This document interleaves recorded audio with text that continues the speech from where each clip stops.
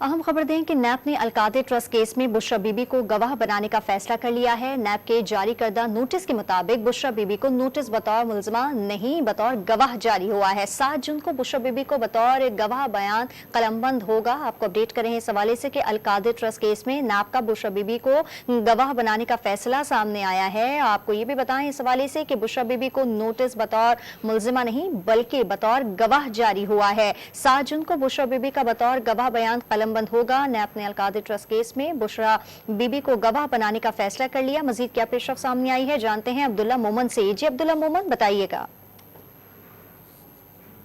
Case और इसके साथ साथ जो बरतानिया से गैर कानूनी रकम की मुंतकिली है उसमें जिस तरह मुख्तलिफ मुलजमान को नोटिस जारी हो रहे, इसी सिलसिले में इमरान खान की एहलिया बुशरा बीबी को भी एक नोटिस जारी किया गया अलकादे ट्रस्ट केस के हवाले से।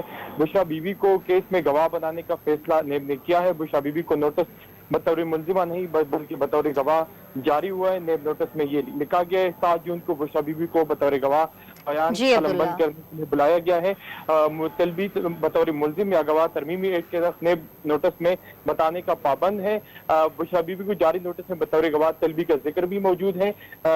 नेब तलबी बुशरा बीबी से अलकादे ट्रस्ट की दस्तावेजात भी तलब की गई। अलकादे ट्रस्ट की registration, Punjab Higher Education Commission से मंजूरी का रिकॉर्ड और इसके साथ साथ अलकादे ट्रस्ट को मिलने वाली एहतियात जो है वो भी बुशरा बीबी से तमाम तफसीलात दे रहे थे अब्दुल्ला मोहम्मद। आपका बहुत शुक्रिया।